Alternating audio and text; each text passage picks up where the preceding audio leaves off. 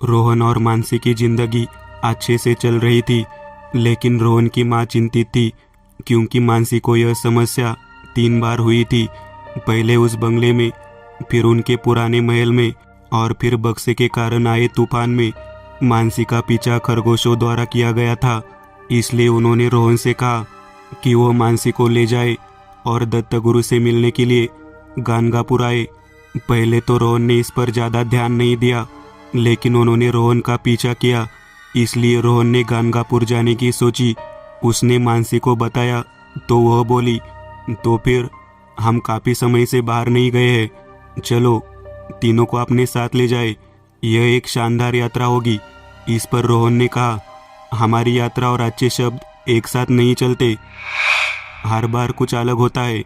मानसी ने कहा, हाँ लेकिन हर बार कुछ होगा ऐसा थोड़ी होता है, तुम उन तीनों के बारे में सोचो और एक योजना बनाओ।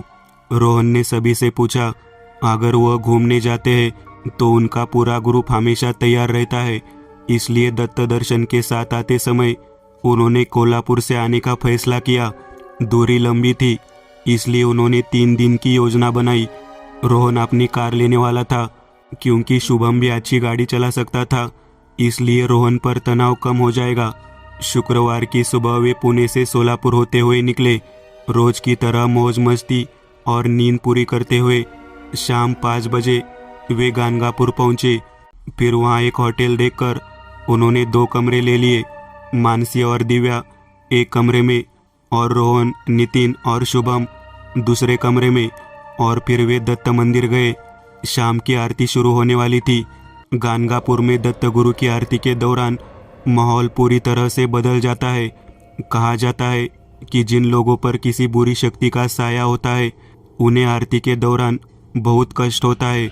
आरती समाप्त होने के बाद कई बार बुरी शक्तियां शरीर से बाहर चली जाती है, जहां दत्त गुरु का बहुत प्रभाव महसूस किया जाता है।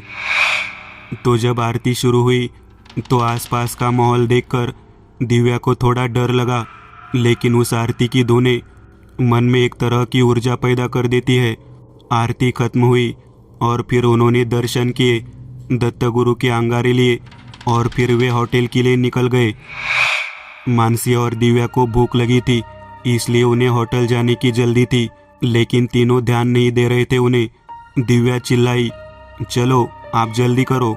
फिर रोहन ने उन दोनों से कहा, चलो वरना मानसी गुस्सा हो जाएगी और फिर मेरे सर को बुखार हो जाएगा। तो वो तीनों उनके पास गए और फिर वे सभी होटल चले गए। होटल पहुंचकर दोनों ने खाना खाया, फिर कुछ देर साथ में बातें की। फिर रात 12 बजे के बाद मानसी और दिव्या अपने कमरे में चली गई। वे दोनों सो रहे थे, लेकिन उन्हें नहीं पता था कि एक महिला उनके बिस्तर के पास बैठी उन्हें देख रही है। दिव्या की हरकत से मानसी जाग गई।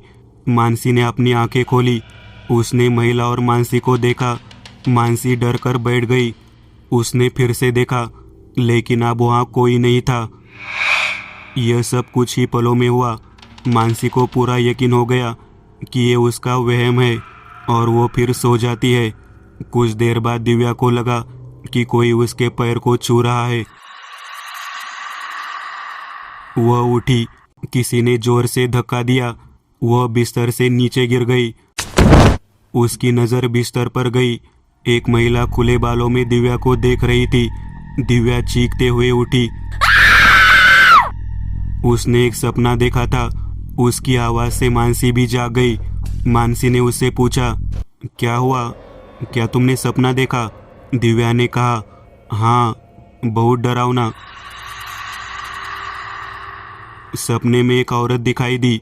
मानसी ने कुछ नहीं कहा। उसे शक हो गया क्योंकि उसे भी ऐसा ही लग रहा था, लेकिन दिव्या और डर न जाए इसलिए उसने कुछ नहीं कहा। कुछ देर बाद वे दोनों सो गए। सुबह रोहन के फ़ोन से मानसी की नींद खुली। काफ़ी देर से नाश्ता करने के बाद वे आसपास के कुछ मंदिरों में गए। फिर दोपहर के भोजन के बाद वे कोल्हापुर के लिए निकल गए। कुछ देर बाद रोहन ने कार रोकी और नितिन से कहा, जो उसके बगल में बैठा था, टायर को देख, मुझे लगता है कि कोई पंक्चर है या हवा कम है। नितिन नीचे उतरा टायर देखकर रोहन फिर शीशे के पास आया और बोला, 2 टायर पंक्चर हो गए हैं। दोनों कैसे पंक्चर हो सकते हैं? मुझे कुछ समझ नहीं आ रहा और मुझे नहीं लगता कि यहाँ आसपास कुछ होगा। सामने से एक आदमी बाइक पर आता दिखा। नितिन ने उसे हाथ दिखाया। उस आदमी से पूछा, यहाँ गैरेज कहाँ है? उस आदमी को हिंदी भी समझ नहीं आती थी। नितिन उसे टूटी फूटी मराठी में पूछने लगा। वह समझ गया कि नितिन गैरेज के बारे में बोल रहा है।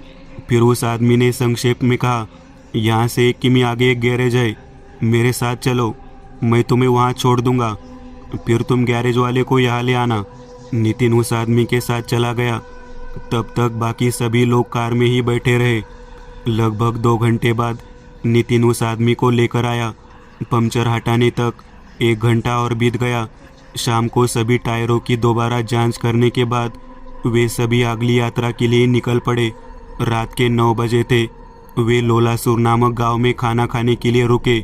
जब उन्होंने खाना खाया तब तक 10 बज चुके थे। शुभम ने कहा, अब हमें निकलना चाहिए। लगातार गाड़ी चलाएंगे तो भी कोल्हापुर जाने में सुबह के 3 बज जाएंगे। होटल कहाँ मिलेगा? यहाँ किसी होटल में रुकेंगे ना? दिव्या बोली, मुझे भी ऐसा ही लग रहा है।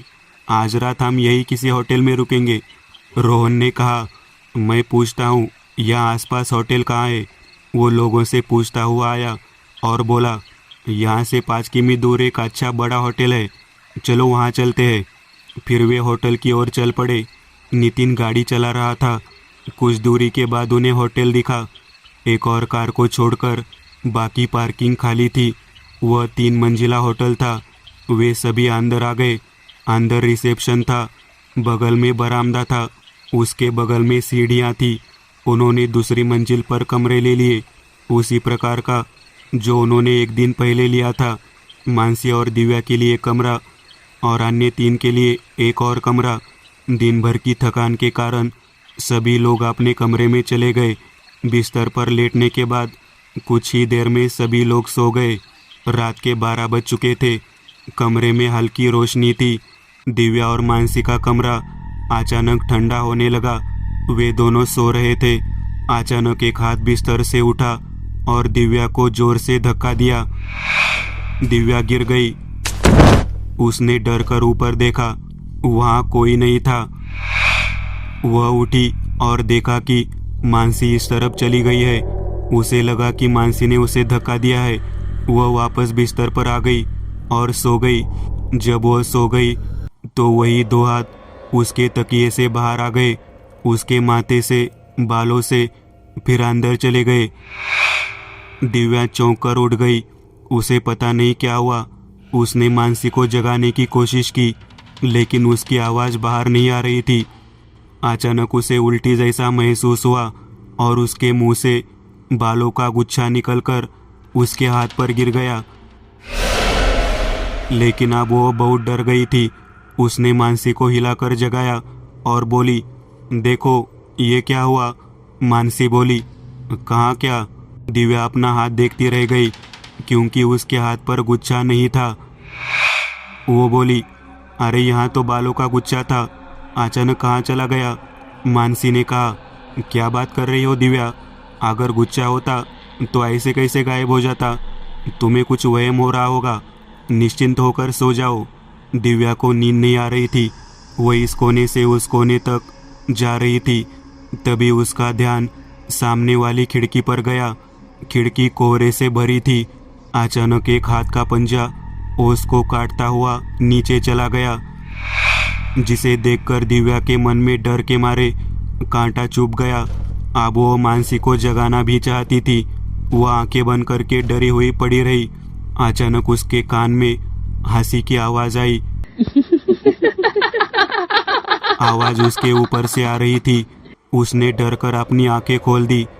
तभी उसने वही औरत देखी जो उसने पिछले दिन सपने में देखी थी, छत से उल्टी चिपकी हुई।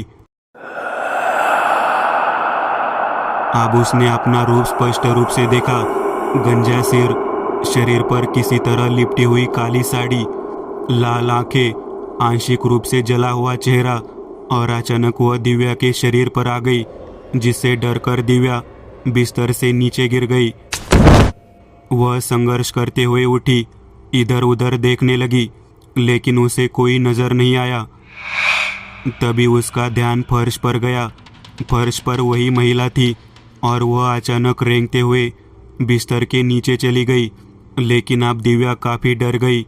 अब उसे मानसी की चिंता होने लगी, क्योंकि उसकी बिस्तर पर जाने की हिम्मत नहीं हो रही थी। वह डरते हुए बिस्तर के पास गई। धीरे से उसने झुककर नीचे देखा। नीचे कुछ भी नहीं था। उसे थोड़ी राहत महसूस हुई और जैसे ही वह पीछे हटी तो उसे डर का एक और झटका लगा। महिला बिस्तर पर बैठी थी और अब उसका चेहरा दिव्या के चेहरे के सामने था। दिव्या डर की इस भावना को सहन नहीं कर सकी और अपना विवेक खो बैठी। रात के 3 बज चुके थे। मानसी उठी। उसने बगल में देखा तो दिव्या वहां नहीं थी। उसने कमरे में ट्यूब लगा दी। दिव्या कहीं नहीं थी। दिव्या का मोबाइल भी बिस्तर पर था। मानसी ने बाथरूम में देखा, लेकिन दिव्या वहां भी नहीं थी। मानसी चिंतित हो गई। उसने रोहन को फ़ोन किया। कुछ देर बाद रोहन और नितिन वहां आए। रोहन बोला, क्या हुआ, दिव्या कहाँ गई? मानसी ने कहा, मुझे यह नहीं पता, इसलिए मैंने तुम्हें फ़ोन किया। क्या तुमने हर तरफ ठीक से देखा ना? हाँ, मैंने हर जगह देखा, लेकिन वह कहीं नहीं है। फिर हम बाहर जाकर देखेंगे।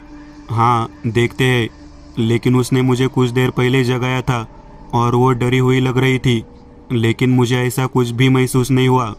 तो मैंने उससे कहा, तुम्हें लग रहा होगा, आराम से सो जाओ। रोहन ने कहा, तो तेरा क्या मतलब है? ऐसा कुछ फिर हुआ? मानसी कहती है, मुझे कुछ समझ नहीं आ रहा है। चलो पहले दिव्या को ढूंढते हैं। मैं और रोहन आगे बढ़ते हैं। नितिन, तुम शुभम को जगाओ और उसे अपने साथ ले जाओ। तुम भी उसे ढूंढो। कमरे के बाहर एक बरामदा था जो एक तरफ से बंद था और दूसरी तरफ सीढ़ियाँ थी। मानसी और रोहन नीचे चले गए। नितिन और शुभम दूसरी तरफ चले गए।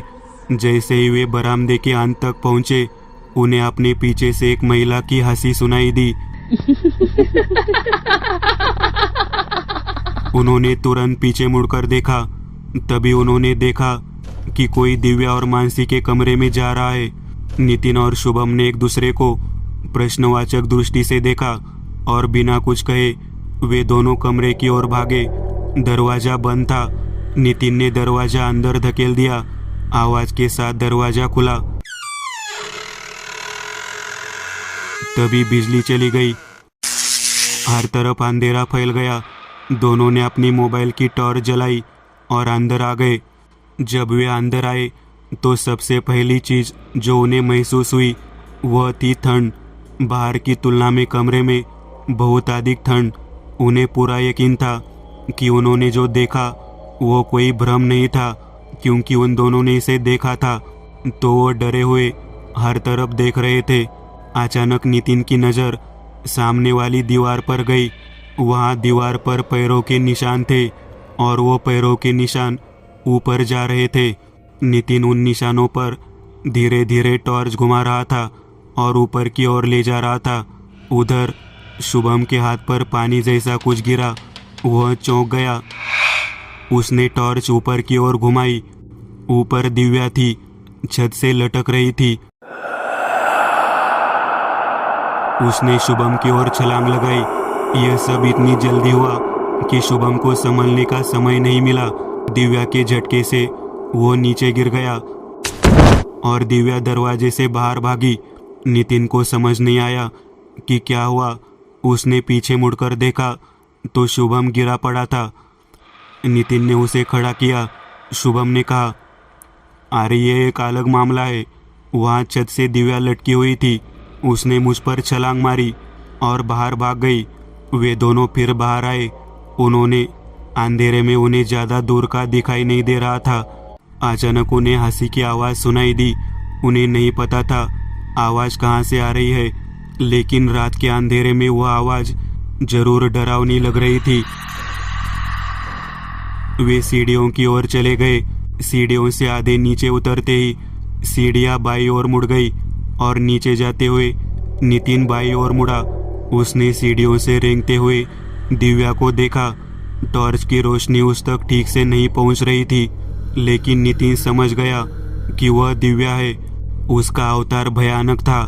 जैसे ही वह करीब आई, नितिन के पैर आकड़ने लगे। वह हिल नहीं सका। शुभम ने आगे देखा।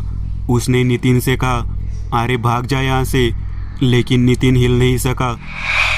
नितिन बहुत डरा हुआ था। शुभम ने उसका कंधा पकड़ा और नितिन को पीछे खींच लिया। नितिन थोड़ा सा खिसका और पीछे चला गया। सामने देखा तो कोई नहीं था। दिव्या एक बार फिर गायब हो गई, लेकिन इस बार वह कहीं नहीं गई, बल्कि शुभम के पीछे खड़ी थी। अचानक शुभम शांत हो गया। उसे लगा कि उसके पीछे कोई है, लेकिन उसकी पीछे मुड़कर देखने की हिम्मत नहीं हुई। शुभम, उसके कान में एक धीमी आवाज़ आई और फिर से उसने वह कर्कश आवाज़ बहुत करीब से सुनी। जैसे वह कुछ करने वाला था, उसे पीछे से झटका लगा और शुभम सीढ़ियों से नीचे गिर गया। नितिन को समझ नहीं आया कि शुभम कैसे गिर गया। नितिन ने पीछे मुड़कर देखा तो वही महिला थी और नितिन की टॉर्च की रोशनी पूरी तरह से उसके चेहरे पर पड़ी। गंजा सिर, जला हुआ चेहरा और लाल चमकती आंखें। नितिन को लगा कि ये उसका आखिरी वक्त है। इसी बीच उसे मानसी की आवाज़ सुनाई दी। मानसी नीचे सीढ़ियों के पास खड़ी थी। नितिन ने सामने देखा, सामने कोई नहीं था। नितिन एक पल भी नहीं झिझका। वह दौड़ता हुआ नीचे आया। शुभम नीचे था। उसके सिर पर चोट लगी थी। मानसी और रोहन भी वहाँ थे और शुभम को कमरे में ले आए। उसका घाव ज़्यादा गहरा नहीं था। उन्होंने शुभम को सुला दिया और रोहन बोला, क्या हुआ नितिन? नितिन ने कहा, अरे यहाँ जरूर कोई बुरी शक्ति है। हमने इसका अनुभव 3 बार किया है और वह दिव्या के शरीर में है। उसी ने शुभम को धक्का दिया था। उसने मेरे साथ भी कुछ किया होगा। इतने में मानसी वहाँ आ गई तो मैं बच गया। रोहन ने कहा, मानसी तुम यहीं रुको, मैं और नितिन शुभम के साथ बाहर जाकर देखेंगे। रोहन और नितिन अलग अलग तरफ चले गए थे। रोहन तीसरी मंजिल पर गया और नितिन नीचे ढूंढ रहा था। होटल की तीसरी मंजिल पूरी तरह से खाली थी। रोहन टॉर्च की रोशनी में तीसरी मंजिल पर आया। वह अपने सामने टॉर्च घुमा रहा था, लेकिन उसी समय उसे अपने पीछे हंसने की आवाज़ सुनाई दी। उसने पीछे मुड़कर देखा, लेकिन पीछे कुछ नहीं था, या फिर वो देख नहीं पाया। अचानक रोहन के पीछे एक दरवाज़ा खुला और बंद हो गया। उसकी आवाज़ पूरे मंजिल पर गूंज उठी। रोहन धीरे धीरे दरवाजे की ओर बढ़ा। दरवाज़ा अंदर धकेला। रोहन ने कमरे में टॉर्च घुमाई। कमरे में एक बिस्तर था और कुछ टेबलें थी। रोहन को लगा कि बिस्तर के दूसरी तरफ कोई बैठा है। रोहन घबराकर वहां गया। जैसे ही रोहन करीब आया, उसने आकृति को और अधिक स्पष्ट रूप से देखा। यह दिव्या थी, दीवार के पास बैठी। उसके पैर फैले हुए थे और वह शून्य में देख रही थी। जैसे ही रोहन उसे देख रहा था, बिस्तर के नीचे से 2 हाथ बाहर आए और उन्होंने रोहन के पैर को धक्का दिया। रोहन अचानक बिस्तर पर गिर गया। अचानक दिव्या यंत्रवत उठ गई और देखते ही देखते वो रोहन के शरीर के पास आ गई। रोहन का मोबाइल अभी भी उसके हाथ में था। वो लाइट दिव्या के चेहरे पर पड़ी। उसका चेहरा बिल्कुल अलग लग रहा था।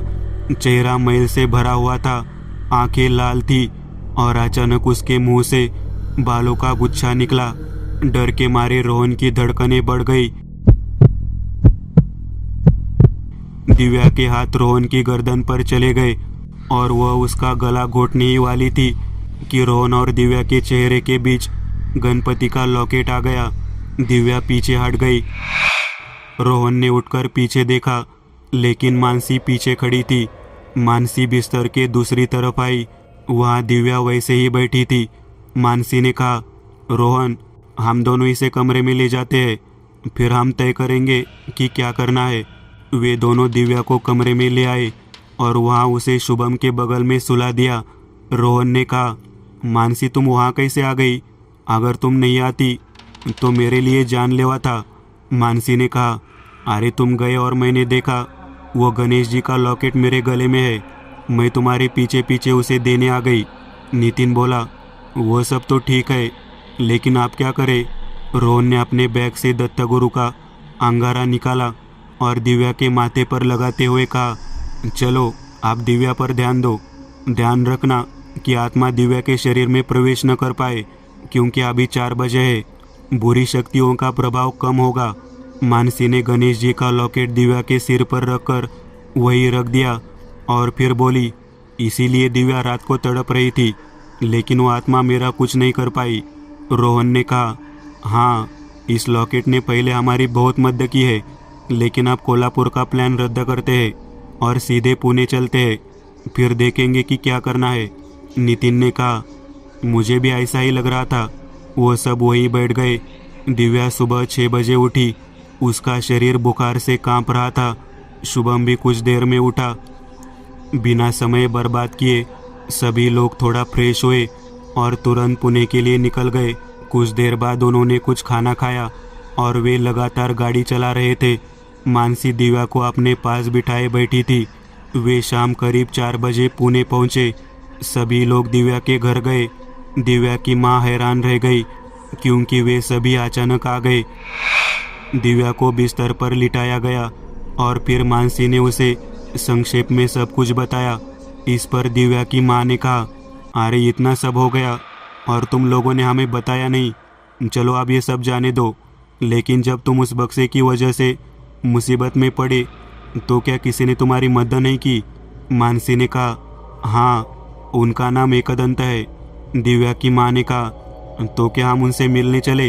रोहन ने कहा, आंटी आप दिव्या के साथ रहो, मेरे बैग में गानगापुर के अंगारे हैं, उसे लगा दो। मैं और मानसी एकदंत के पास जाते हैं। और फिर रोहन और मानसी एकदंत के पास गए। एकदंत के बंगले पर पहुंचे। एकदंत पेड़ों की छंटाई कर रहे थे। रोहन अंदर गया। एकदंत ने रोहन को देखा और कहा, अरे रोहन तुम कैसे हो? रोहन ने पैरों पर गिरते हुए कहा, मैं ठीक हूँ। एकदंत ने कहा, फिर यहाँ कैसे? रोहन ने उन्हें संक्षेप में बताया कि वहाँ क्या हुआ था। अच्छा, अंदर आओ। वे तीनों अपने घर आए और फिर सोफे पर बैठ गए। एकदंत ने कहा, मुझे नहीं लगता कि इस तरह की बात होटल से शुरू हुई, क्योंकि आप में से किसी को चोट नहीं पहुंची। हमें इसकी जड़ तक जाना होगा। मैं दिव्या के घर आ रहा हूँ, हम देखेंगे कि आगे क्या करना है। तो एकदंत अपने कमरे में चले गए। आते समय अपना बैग ले आए और फिर तीनों दिव्या के घर के लिए निकल पड़े। जब एकदंत दिव्या के घर आए तो उन्होंने चारों ओर देखा। उन्हें कुछ महसूस हुआ। वह सीधे दिव्या के कमरे में गए। उन्होंने दिव्या के माथे को छुआ। उसके होंठ काले पड़ गए थे। उन्होंने बैग से करे पानी की बोतल निकाली। चम्मच से थोड़ा पानी उसके मुंह में डाला, थोड़ा पानी दरवाजे में डाला, सीधी रेखा में, और कहा, आपने जो कहा और जो मैं देख रहा हूँ उससे ऐसा लगता है कि यह सब कहीं और से शुरू हुआ है। अब हमें कोई पता नहीं है, लेकिन मैं दिव्या को सम्मोहित करने और उसके मन की बात समझने के लिए एक परिचित डॉक्टर को बुला रहा हूँ। या फिर आप अंदाज़ा लगा सकते हैं कि वह कहाँ गई, क्या बोली। कुछ देर बाद एकदंत द्वारा बुलाया गया डॉक्टर आए। उन्होंने दिव्या को अपने तरीके से सम्मोहित कर लिया और फिर कमरे में केवल एकदंत, डॉक्टर और दिव्या ही थे। एकदंत ने अपने मोबाइल में रिकॉर्डर ऑन कर रखा था। वह काफ़ी देर तक अंदर बातें करते रहे। कुछ देर बाद वह बाहर आए। बाहर सभी उनका इंतज़ार कर रहे थे। उन्होंने सभी को कमरे में बुलाया। एकदंत ने कहा, मैं आपकी जिज्ञासा समझता हूँ, लेकिन अभी हमारे पास सब कुछ विस्तार से बताने का समय नहीं है, क्योंकि काफ़ी देर हो चुकी है और रात में कुछ भयानक घटित होने की भी आशंका है। और ये मामला मुझे कठिन लग रहा है, क्योंकि मैं मंत्र और यज्ञ की सहायता से किसी आत्मा को मुक्त नहीं कर पा रहा हूँ। इसलिए मुझे अपने बाबा महादेव को बुलाना होगा। वो आप बूढ़े हो गए हैं, लेकिन आप भी कभी कभी ऐसे यज्ञ करते हैं। वह यज्ञ आज रात को ही करना होगा, क्योंकि अभी भी वो बुरी शक्ति तुम्हारे घर में ही है। तुमने जो भी बात इस कमरे में की वो बाहर बिल्कुल भी मत करना। दरवाजे में पानी होने के कारण वो आत्मा यहाँ नहीं आ सकती। जब तक संभव हो आप भी इस कमरे से बाहर ना आए। एकदंत बाहर गए, घर गए और महादेव से मिले। उन्हें सारी स्थिति विस्तार से बताई। महादेव ने कहा, जिस तरह से आप उस आत्मा का वर्णन कर रहे हैं वह महिला साधारण नहीं थी। लेकिन आप एक काम करो, अपने साथ छोटा यज्ञ कुंड ले जाओ और मेरी शबनम ले आओ। इसमें मेरी सामान्य सामग्री होगी। एकदंत और महादेव सारी छोटी बड़ी तैयारियां करके रात 11 बजे दिव्या के घर पहुंचे। लेकिन घर जाने से पहले एकदंत ने पूरे घर में पानी से घेरा बना दिया और फिर वो दोनों अंदर आए। घर के सभी लोग एक ही कमरे में थे। तो महादेव ने अपनी शबनम से हल्दी का पाउडर निकाला और उस हल्दी को उस पर फेंक दिया। उसकी आकृति धीरे धीरे हवा में गायब हो गई। कुछ देर बाद महादेव और एकदंत ने सारी यज्ञ सामग्री इकट्ठा कर ली। उसी समय घर में दिव्या, उसकी माँ, पिता, रोहन, मानसी, नितिन, शुभम सभी थे। और फिर एकदंत ने कहा, आप तुम्हें डरने की कोई बात नहीं है। दिव्या का बुखार भी कम हो गया है। तुम अच्छी नींद सो। अब कल सुबह मेरे घर आना, वहाँ विस्तार से बात करेंगे। तो एकदंत ने सभी को अलविदा कहा। उसके बाद सभी अपने घर चले गए। वह रात वास्तव में सभी के मन में एक बुरा सपना था, लेकिन उस रात कुछ नहीं हुआ। अगले दिन रोहन और मानसी दिव्या के घर आए। दिव्या तरोताज़ा महसूस कर रही थी और फिर वे तीनों और दिव्या की माँ और पिता एकदंत के घर गए। एकदंत उनका इंतजार कर रहे थे। सभी लोग हॉल में बैठे थे और फिर एकदंत ने कहा, सब ठीक हो गया ना, कुछ परेशानी वगैरह? इस पर दिव्या की माँ ने कहा, हमें भी इस बात का डर था, लेकिन फिर कुछ नहीं हुआ। दिव्या आज फ्रेश महसूस कर रही है। लेकिन वास्तव में क्या हुआ? एकदंत ने कहा, वही मैं कह रहा हूँ। इसकी शुरुआत गानगापुर के दत्त मंदिर में हुई। ये एक जगत तीर्थ है। वहाँ दत्त गुरुओं का बहुत प्रभाव है। इसलिए अगर किसी पर बुरी शक्ति आ जाती है तो आरती के दौरान वे आत्माएं शरीर छोड़ देती है। लेकिन बहुत से लोग ये नहीं जानते कि अगर हम किसी आत्मा को आवाज़ दें तो वो आत्मा हमारे साथ आ सकती है। और उस दिन बिल्कुल वैसा ही हुआ। जब हमने दिव्या को सम्मोहित किया तो उसकी बोली से मुझे लग रहा था कि वो मंदिर के माहौल से थोड़ा डर रही थी। वह बहुत देर से तुम्हें बुला रही थी, चलो। उसी समय एक शरीर से एक आत्मा निकली और दिव्या ने उसे अपनी ओर बुलाया। उस आत्मा ने दिव्या की पुकार सुनी। यह वही आत्मा थी। वह आत्मा तुम्हारे पीछे आई, लेकिन वह आत्मा दिव्या को ही परेशान करने वाली थी, क्योंकि दिव्या ने उसे बुलाया था। तुम्हें उस रात कोई परेशानी नहीं हुई, क्योंकि ऐसा कहा जाता है कि गानगापुर के फाटकों के भीतर कोई आत्मा काम नहीं करती। इसलिए उस रात जब तुम बाहर आए तो तुम्हें कष्ट हुआ। और महत्वपूर्ण बात यह है कि जब मुझे यह एहसास हुआ तो मुझे यह भी एहसास हुआ कि हमारे लिए यह जानना लगभग असंभव था कि यह आत्मा कौन थी। इसलिए केवल मंत्रों की मदद से उस आत्मा को मुक्त कराना आवश्यक था। और ये मेरे बाबा के लिए आसान था। जब आत्मा उनके सामने आई तो पता चला कि वह विधवा थी, लेकिन गांव के एक आदमी ने उसके साथ जबरदस्ती की और बदनाम किया कि वह बुरे चरित्र की है। पूरे गांव ने उसे दीवार में चुनवा दिया। सज़ा के तौर पर उसके बाल खींचे गए। वो ये सब सहन नहीं कर पाई तो उसने खुद को आग लगा ली। लेकिन इतनी अजीब मौत से उसकी आत्मा को मुक्ति नहीं मिली। उसकी आत्मा बदला लेने के लिए भटक रही थी, लेकिन बाद में उसकी आत्मा ने उस आदमी को मारकर बदला लिया। लेकिन फिर उसकी आत्मा ऐसे ही भटकती रही और फिर अलग अलग शरीरों से होते हुए वह दिव्या तक पहुंच गई। लेकिन मेरे बाबा ने उसे मुक्त कर दिया। इसलिए अब तुम्हें चिंता करने की ज़रूरत नहीं है। सबके सवालों का जवाब दिया गया। एकदंत ने एक और मामले को अलग तरीके से संभाला था और भी कई मामले उनके सामने आने वाले थे। दोस्तों, आज के लिए बस इतना ही। अगर आपको यह कहानी अच्छी लगी हो तो लाइक कीजिएगा। आप में से कई लोग बिना लाइक किए भाग जाते हैं। अगर आपने वीडियो को लाइक किया तो मुझे अच्छा लगेगा और ऐसी ही डरावनी कहानियाँ बनाने के लिए मुझे एनर्जी मिलेगी।